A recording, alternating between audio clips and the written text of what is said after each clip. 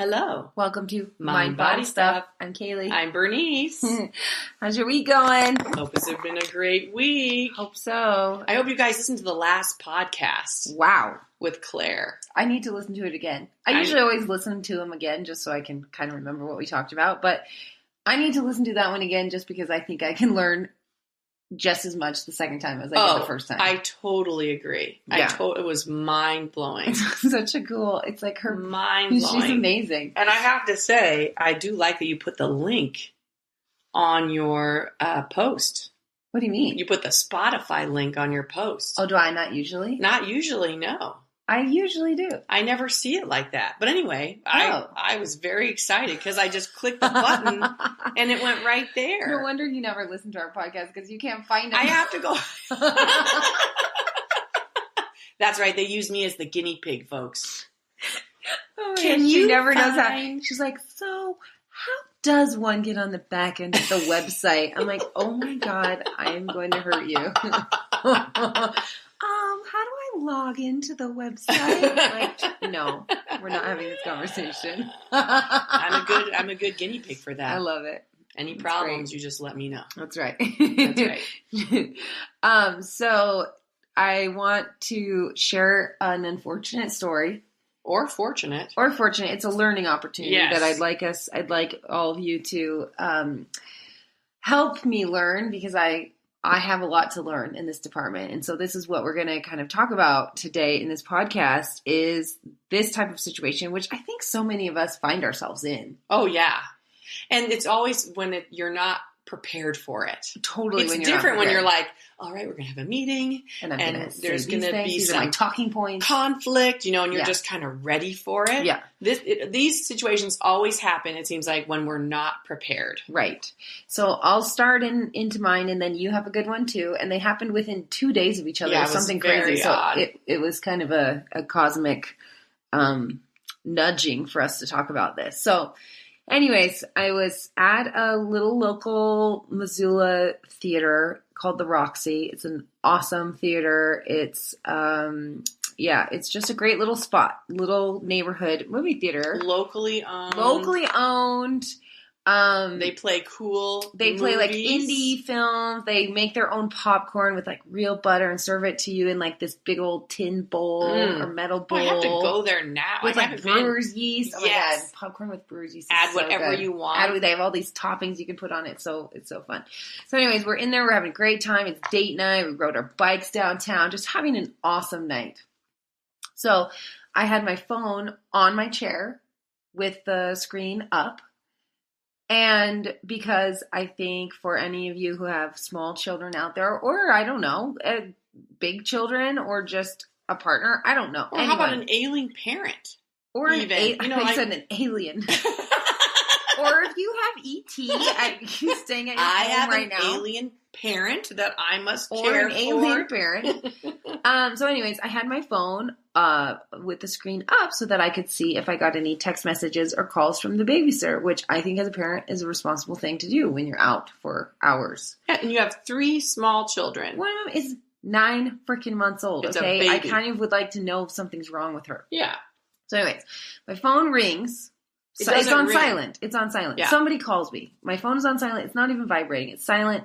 But of course, the screen is going to light up a little bit because I'm in a movie theater. It's dark. But when on iPhones, when the phone rings, it's not like the whole screen lights up. It's still a black background. Yeah. With white numbers telling you who's calling. So I'm looking down at my phone, being like, I don't recognize that number. But so I looked at it for a few seconds, and then I just stopped looking at it, and I looked back at the screen. And so this woman behind me. You were just confirming it wasn't your babysitter. I was confirming it wasn't my babysitter. So this woman right behind me, she leans forward and she goes, could you please not have your phone out in a movie? It's very distracting or something like that in this like super condescending tone. And I was like shocked by it. Because I didn't even pick up my phone. It's not like I was texting or had it up to my face or anything like that, which I have done in movie theaters. I'm not saying I'm perfect, but I was not doing it at that moment. Yes. So I was like, and then I turned around and I was like, just so you know, I have 3 small kids at home and I'm just making sure that they're okay. And then I turned back around, and that was kind of the end of that interaction. And then when the movie was over, I stood up, and me and my husband are walking by, and she goes, hey, I totally understand that you have 3 small kids at home.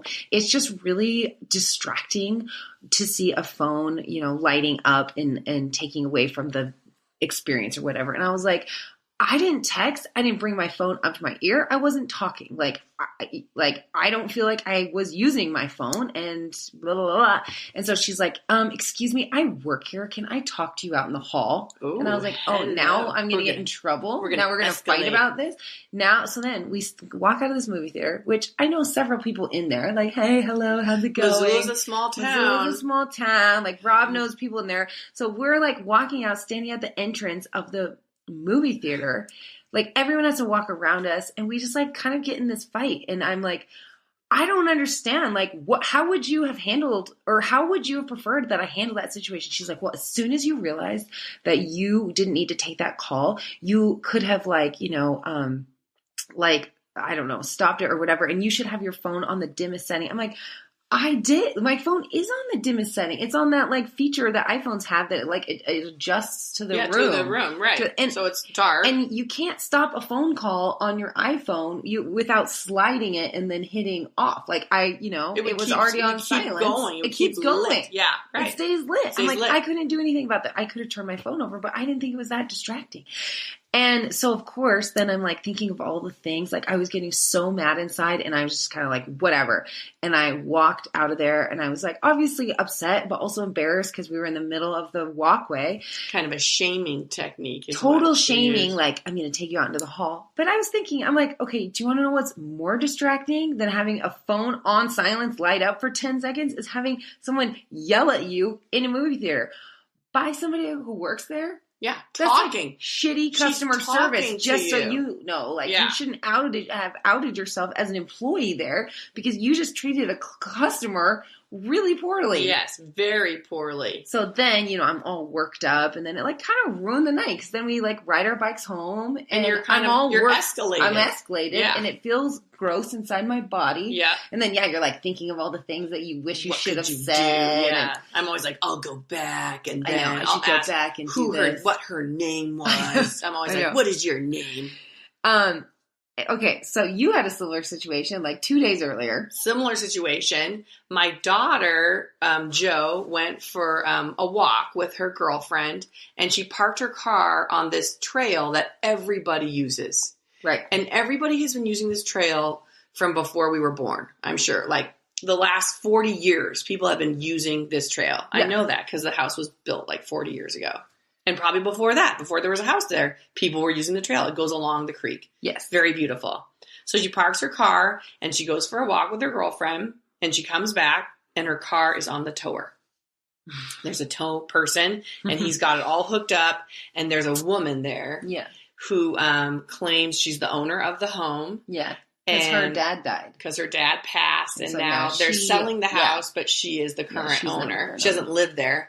And she's like, did you not see these signs? And they're 3 signs that say Jack's Towing or whatever, but they're kind of small. And, when you're just used to a place. Yeah, wasn't it like a weekend? It was like a weekday. It was a Thursday at 4. Oh, weird. Yeah. And, the woman just goes up. Joe's like, oh my gosh, I'm so sorry. I had no idea. I didn't even notice these signs. I apologize. And the woman just went off on Joe. Just I know your type of person. Oh. These evil women just taking over the neighborhood, and just went off. She's and Joe just kept trying to apologize. I'm sorry. I didn't know this meant so much to you. The woman used bad language. Some swear words, maybe a word that starts with a C. Oh, whoa. Yes, the woman was and the poor tow truck driver, the tow truck driver, he's this 25-year-old man, and you can see he just feels totally uncomfortable. And he kept telling the woman, it's totally fine. I can put her car down. And the woman's like, no, you are not putting her car down.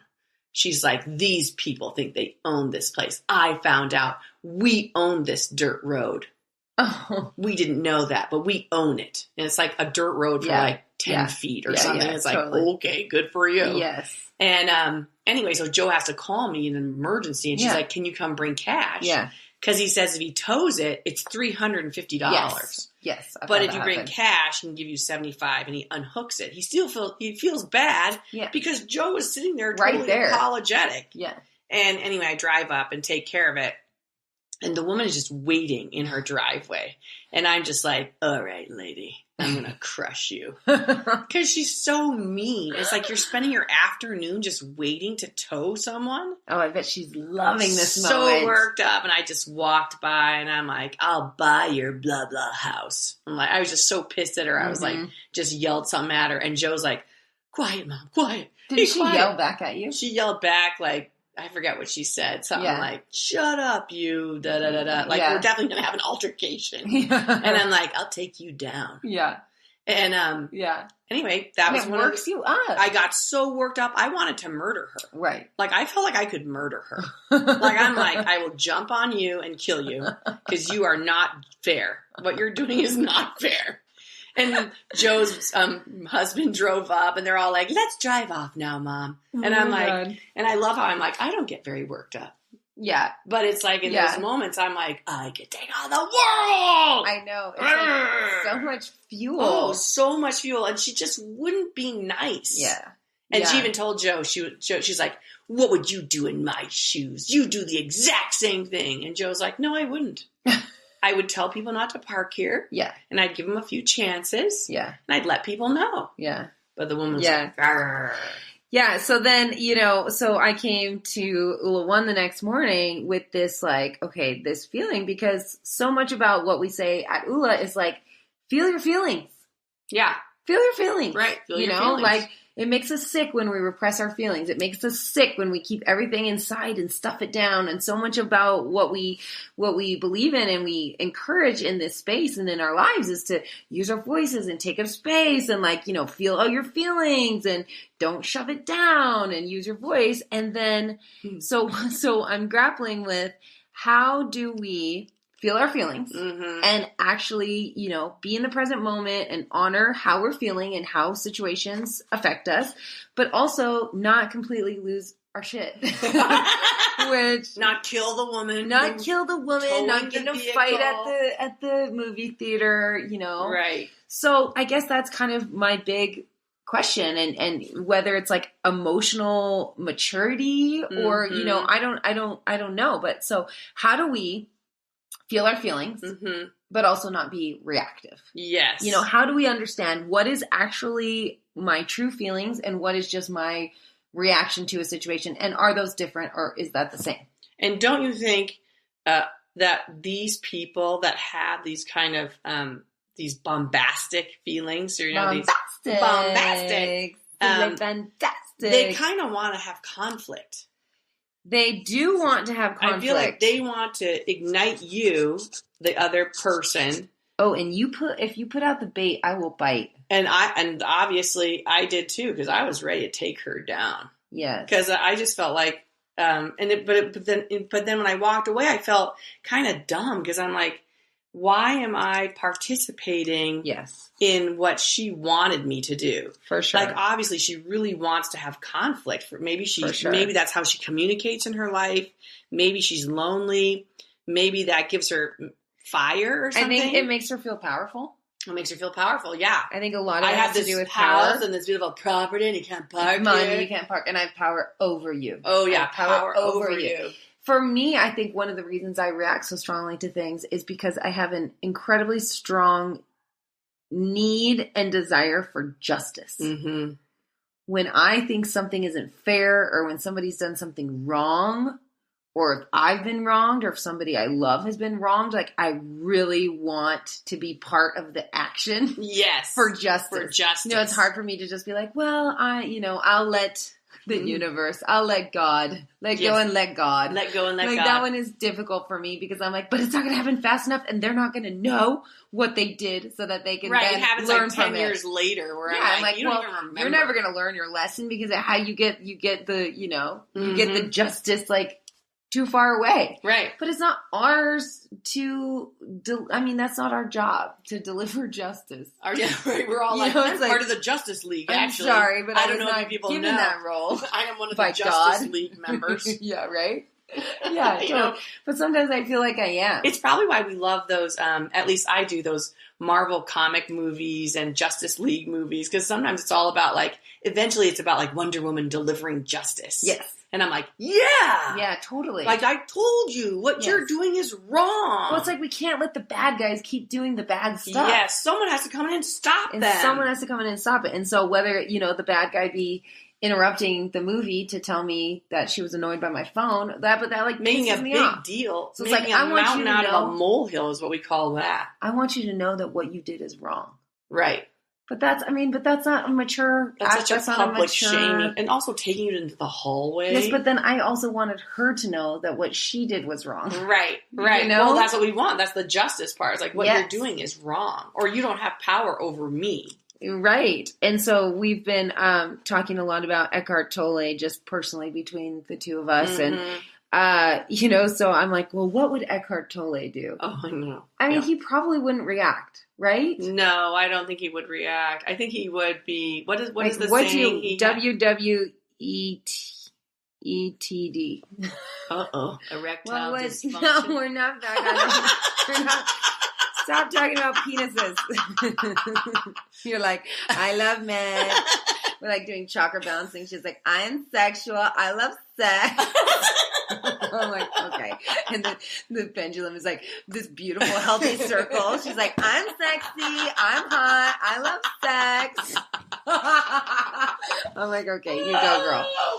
Okay. Anyways, Eckhart Tolle. Yes. Eckhart. What would WWETD? What would Eckhart Tolle do? Why are you saying WWWETD? Because it's what would Jesus do? WWJD. Everyone writes that everywhere. They do? I didn't even know that. What would Jesus do? Oh, what would Jesus do? It's on bumper stickers everywhere. WWJD. What would Eckhart Tolle do? I thought that was a address on the internet. Oh my God.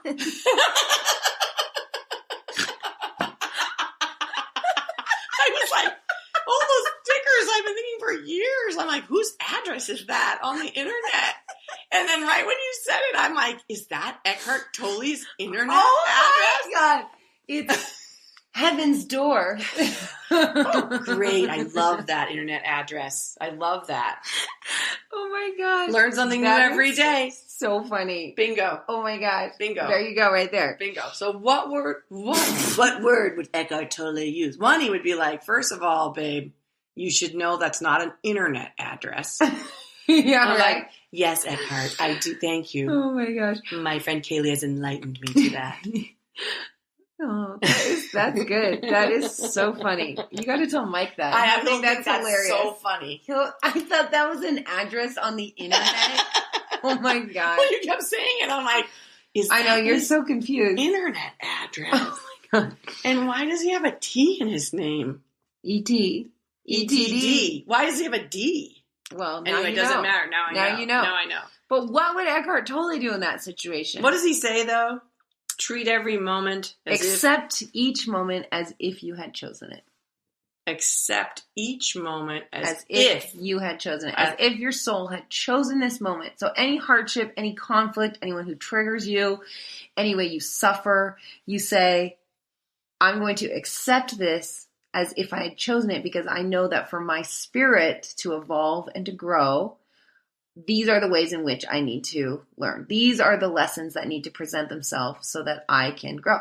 Right. So I'm sure he would be like, oh, he's like this. But what would he say to her? Would he turn around? Would he say, I'm sorry? Would he just say, I'm sorry? I think he would just say, I'm He'd sorry. probably just say, I'm sorry. I'm sorry. But see, then for me, I'm like, but that enables her to keep acting like a bitch at the movie theater. Right. Or she didn't get the response that she wanted. You think she's never going to tell people? I think that does the opposite. Well, For I'm me, sure she'll I think she's like, oh, it. I'm going to keep doing it because look how effective that was. They feel right. bad. They apologize. They know that they were wrong. I'm like, no, you're wrong. But I guess he would say that doesn't matter. That's it doesn't matter because it's not for us her to deal journey, with. Not our problem. I know. Right. I know. That's why I'm not spiritually or emotionally mature. Well, I'm reactive. Well, you're a human. Working on it. We're humans. I think there's also that pause between feeling the feeling. There you go. And then you pause. There's the pause. And you breathe. And I think breathe. And then you figure out your reaction. So maybe we allow the feelings to come up. Yes. But then we use techniques to calm us down so that they don't stay with us. Like, I shouldn't have still been worked up all the way until the next day. And it's a good question to ask yourself, like, is this something to be does this deserve to be worked up about? Because there are things that do deserve to be worked up. My dog died. Yes, that's right. Worth being very upset about. My child has fallen in the river. Yes. Get worked up, jump on in. Like you got to get your resources together. But whether someone's towing your vehicle unjustly, that really isn't something you probably want to spend too much energy focused on. Yeah. So, but are we still okay? So to be emotionally mature, can we still feel the feeling? I think, you can't ignore the feeling. So you feel it and you acknowledge it and you say, wow, I'm feeling very worked up inside. And then you resort to your technique. And you acknowledge the feeling triggers an emotion. The feeling, what's different between a feeling and emotion? Well, a feeling is kind of like my heart rate's elevated. I feel like I might yell. And then your emotion it could be different things, right? Yeah, it could be I'm scared. Yeah. Or it could be I'm angry. Yes. Or it even could be I'm sad, maybe. Sure. I don't know. That could be the same thing. Oh, yeah. So you have the feeling, and then you notice the emotion that it triggered. Like the fight. Like I get mad, and then I want to fight. Yeah. Oh, okay. Let's do this. Smackdown, drag out, I guess we're going to have right here, little lady. I'm like, how old are you? No. Joe's like, calm down. But so the feeling, then we notice the emotion, and then I think we go, deep breath. Now, sure, we definitely are having a feeling. We definitely are having an emotion. Does this situation warrant reacting on it? And if we do react on it, what is our purpose of reacting? And will we get what we want? Yes. You know what I mean? Like, it's like, arguing with a tow woman, she's still going to tow you. She's just mad. And it's not our job to serve cosmic justice. No, our job, cosmic, divine justice, whatever you want to call it. Not our job. It's not our job. I remember working with women in domestic abuse, women and men in domestic abuse. And I remember being so surprised in graduate school because I was like, well, the justice system isn't just. Right. And I remember one of the attorneys said, it's not just. Yeah. It's not really about justice. It's about the rules of law and what we can apply here. Yeah. But I wanted to be like, he beat her up. He knocked all her teeth out of her mouth. Right. He did it in front of her kids. He should be put in jail. But the justice system at that time didn't, they were like, well, we're going to hold him in jail for about a month. Yeah. We're going to work with this or that, Yeah. But I just felt like it just wasn't fair. It's not fair. It's not Her whole life was affected by this. Well, yeah. But, so then, sorry to cut No, you go off. ahead. Go ahead. So now, if we take our little tow truck and our movie theater experience and we take it to a bigger realm, let's say like massive, social injustices. Okay. So someone like Eckhart Tolle, he doesn't read the news and he doesn't get involved in politics. How do you feel like, I think that you probably have a different approach to that because less now than you used to, but very much involved in posting about politics and news and listening to the news so much. So then how much do we choose to get involved with justice or with righteousness or what's fair on bigger scales that aren't so much just about us and our tiny little interactions here and there, but big scale things. And how does that tie into emotional maturity? I think that's a great question. I think, again, it's sort of your ability to separate and then being aware of, is your feelings and emotions taking over your physical being? Yeah. So in other words, because I even think of people who work at animal control. Oh, you know what I mean? For me, I'm like, oh my God, every day I would want to take home, probably every animal. I would be sobbing. Right. So something about animals for me, it would just be very hard for me to have the capacity to handle that suffering of the animals. I'm just going to use that as an example since it's my personal example. But there are people, obviously, that work there that do tremendous work, and that we need them there, that can have that can handle that capacity for them. They are, wherever they're at in their lives with animals, they can do that. You know what I mean? And I'm like, thank you for doing that. I can't do that personally. And maybe it's kind of knowing where we stand. And what is what going we can to overwhelm tolerate. us, and what we can, what won't affect our being. Yes. In order to help serve, hopefully, justice, or help create a sense of fairness and, I don't know, when things are socially not. And come up with solutions. Yeah, be part of the solution. Because you have to be aware of the problem in order to come up with the solution. Totally.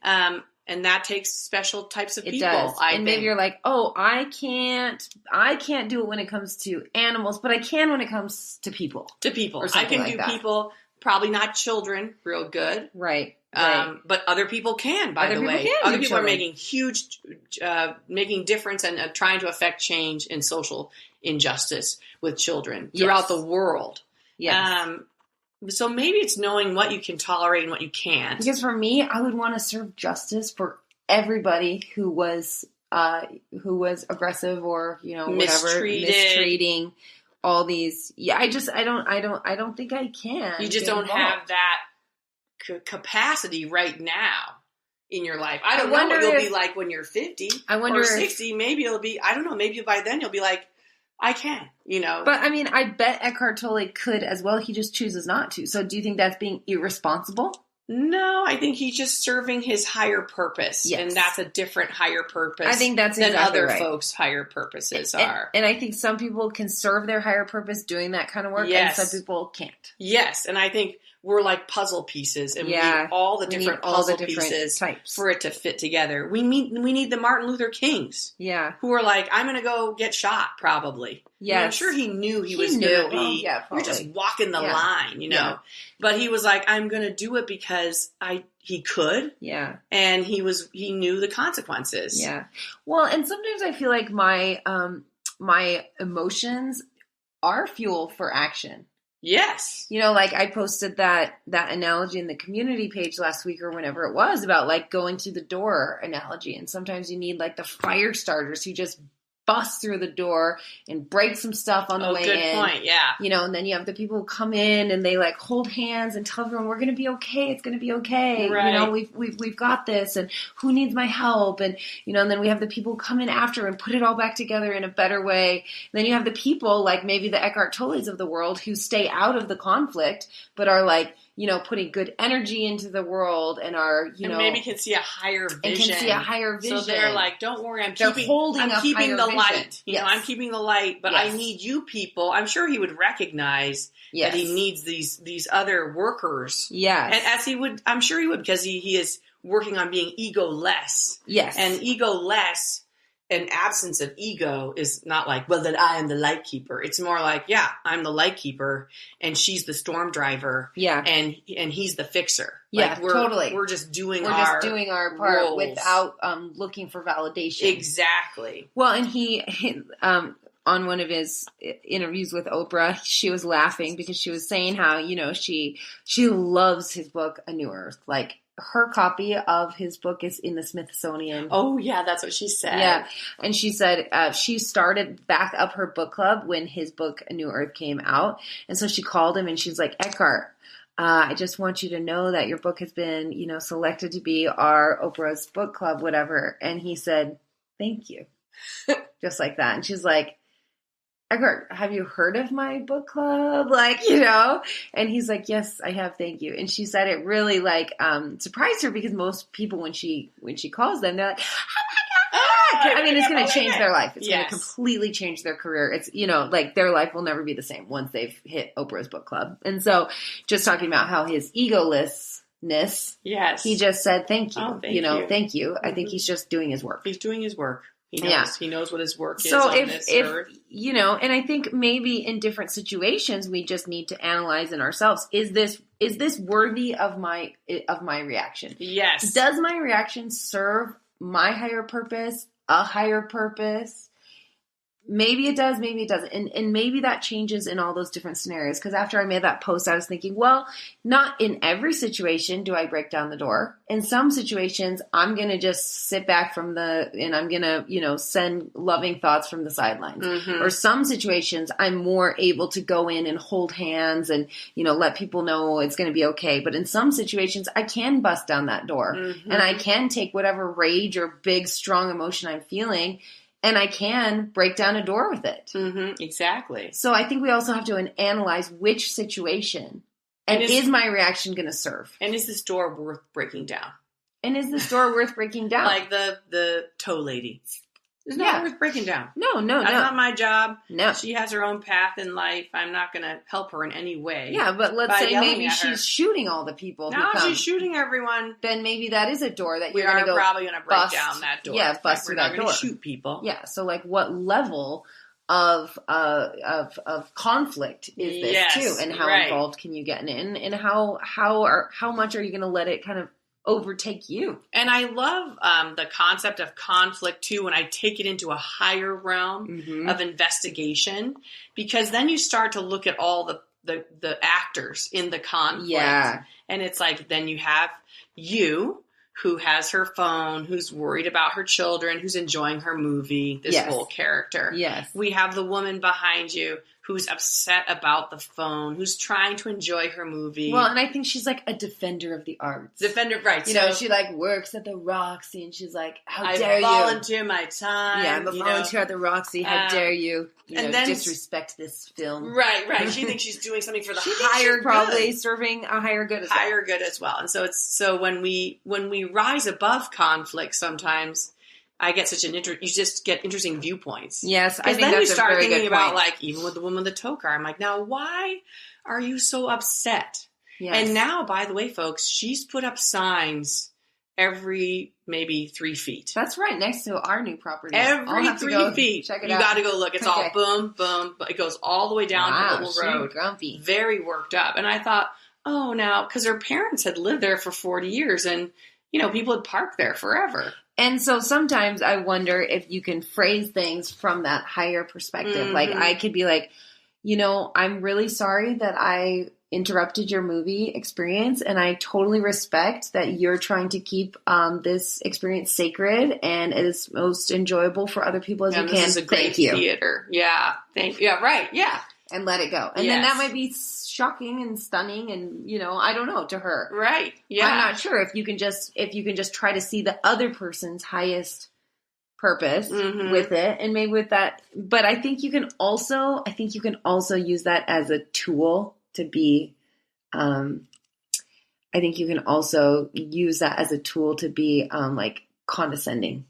Oh, for sure. It's, like to that how lady, you say it. You could be like, you know, I imagine you must be very saddened by the death of your father, and so you're trying to find ways to, you know, I don't know, like you could be condescending about it too. Yes, right, yes. And again, I think we have to be a little careful with that. The intricacy of human communication. Oh my gosh! I mean, it's so. Because you can say something so many different ways. Totally. Versus like, I'm so sorry for the loss of your father. This is an amazing piece of property. I'm sure you're just trying to protect it. She feels super bummed that they have to sell it. Yeah. I'm sure. Yeah, I'm sure you're really sad that you're going to have to sell it rather than be like, I'll fucking buy your house. You know? Like, but ultimately what you understood was that she's probably feeling a sadness or a lack because she has to sell the property. Yes, yeah. And so then we get to approach like, okay, am I going to hurt her back because she hurt me? So I want to hurt her back, I know how to get in there. I know how to get in there. I know I might. Or do I, you know...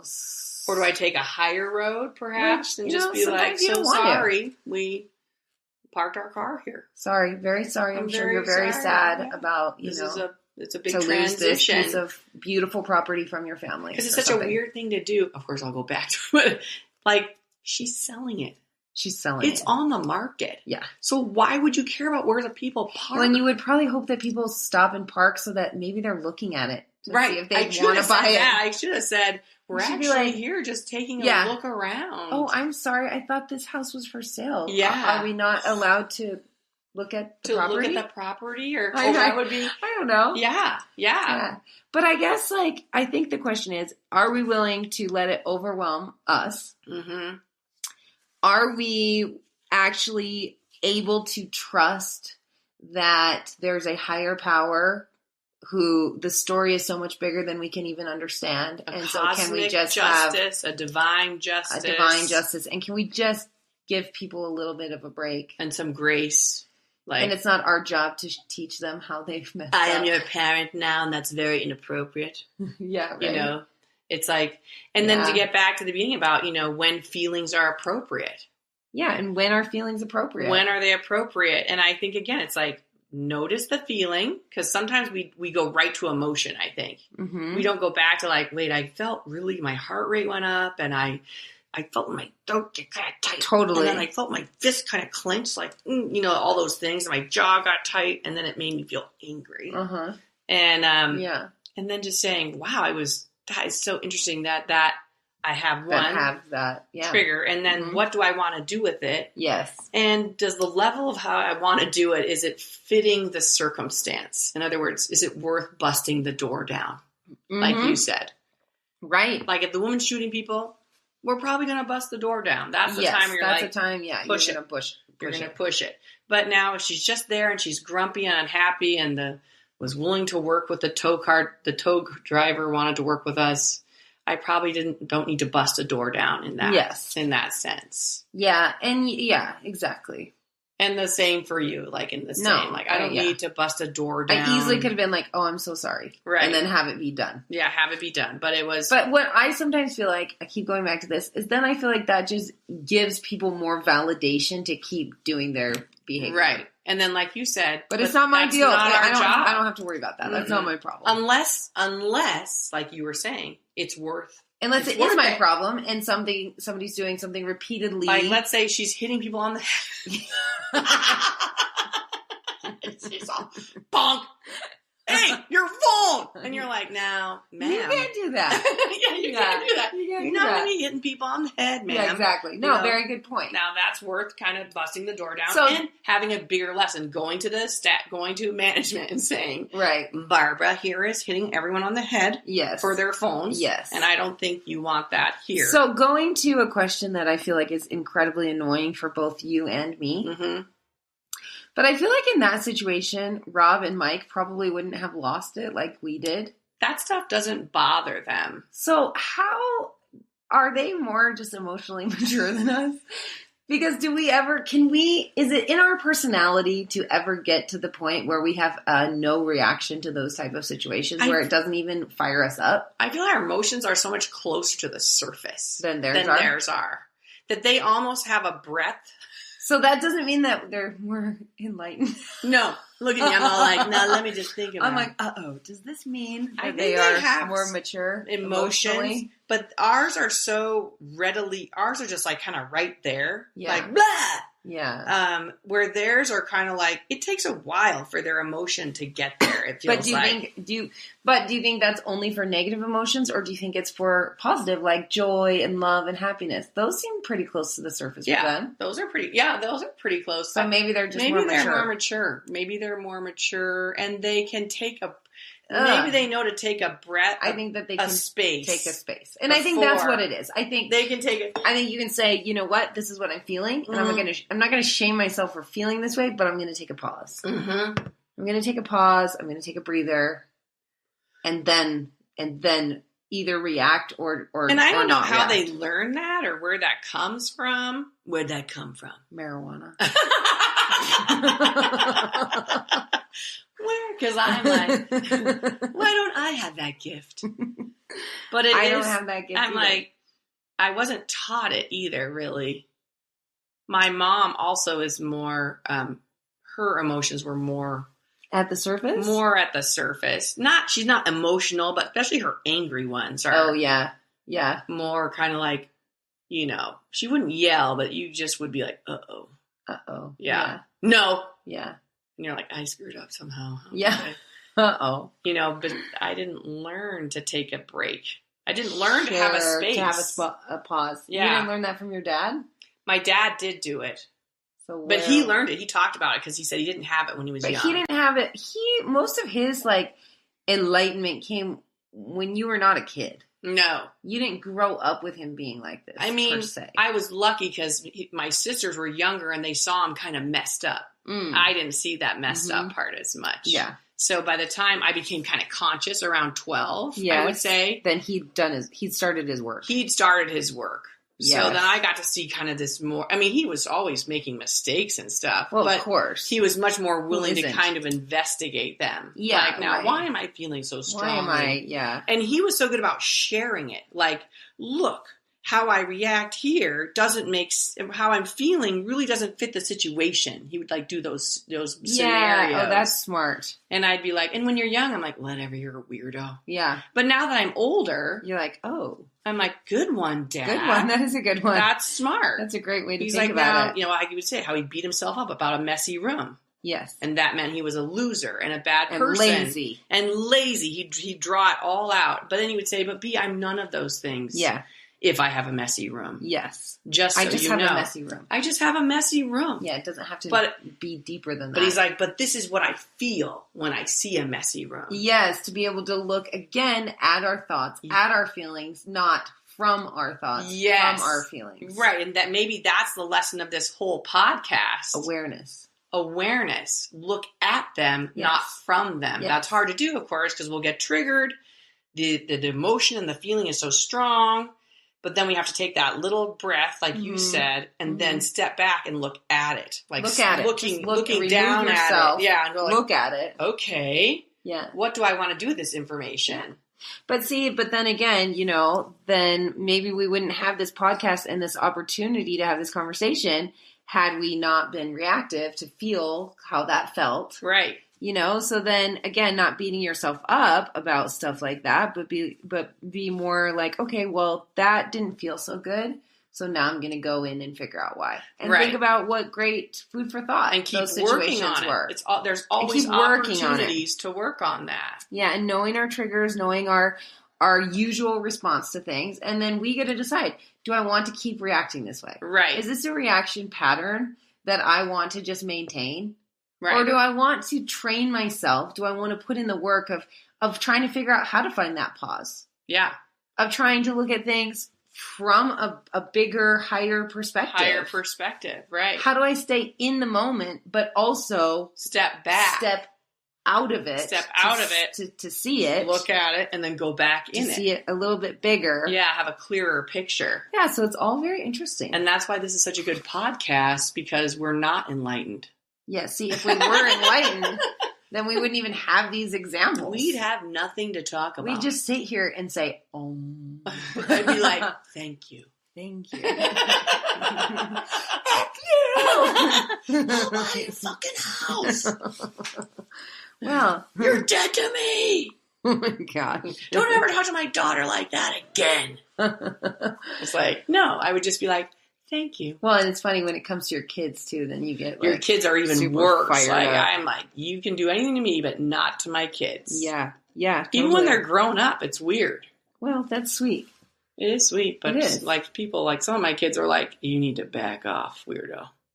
My grown-up kids. Yeah, but they know you're there if something happens. That's your true. Kids always call you when they need you. Yeah. I mean, they know that they can come to you, they can come to Mike. Yeah. They know that they have a very, very, very deep knowing that no matter what situation, you and Mike will be there. Yeah.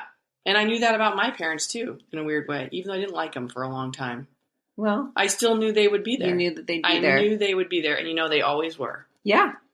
Even though I didn't always agree with who they were. Right. So, But maybe that's a bigger picture thing. Yeah. Like, sure, they're troubled humans. Who isn't? Making sense of their lives. Eckhart Tolle. But let's talk to his kids. Does he have kids? Oh, that's our next research topic. It's all www.etk.